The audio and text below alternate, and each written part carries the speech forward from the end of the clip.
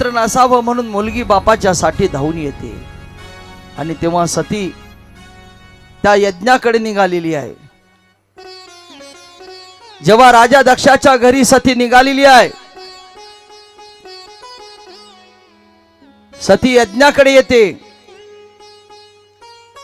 तिथं आल्यानंतर सर्व पेंडॉल भरलेला पाहते.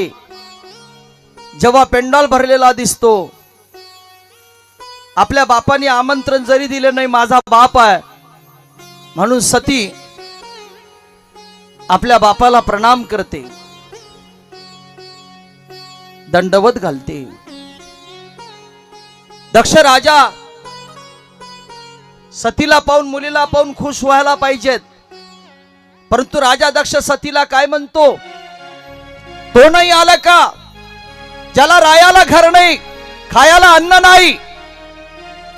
अपमान करते सतीचा.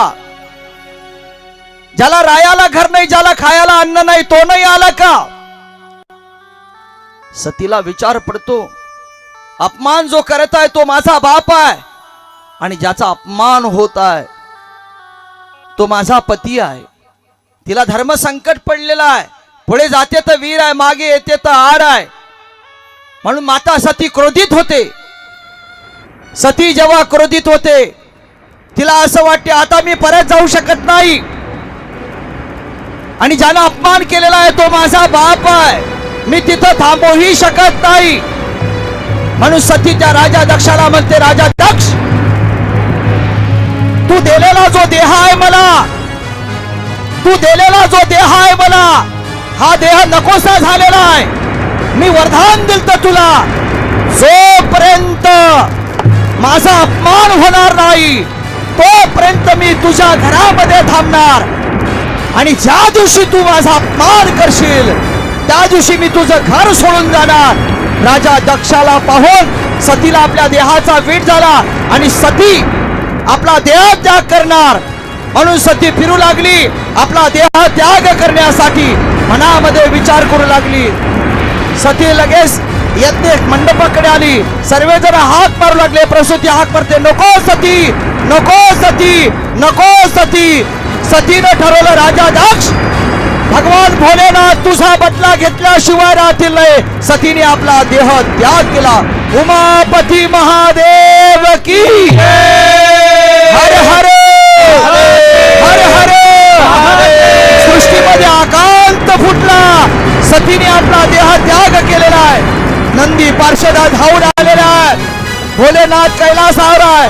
ज्या महादेवाने अतूट प्रेम केलेला आहे, भगवंताची अर्धांगिनी सती देह त्याग केला.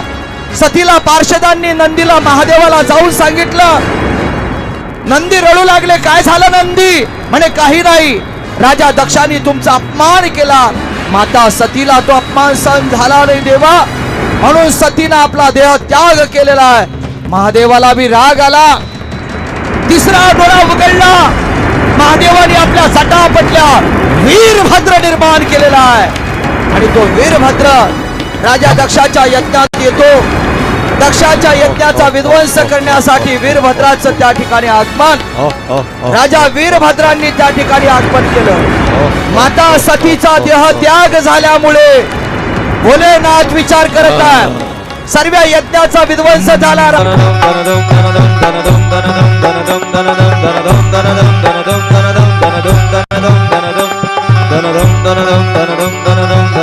भोलेनाथांचा क्रोध अनावर झालेला आहे. सर्व सृष्टी काळजीत पडलेली आहे. 33 कोटी देवता. लगेच भोलेनाथांनी माता सतीला त्या ठिकाणी उचलून घेतलेला आहे आपल्या खांद्यावर. अतूट प्रेम सती विषयी असणाऱ्या महादेवाचं भोलेनाथ सतीला घेऊन निघालेले आहे. सरी 33 कोटी देवता विचार करत आहे. ब्रह्मदेव विचार करत आहे, हर हर महादेव, हर हर जय जय शंभो शिवाय.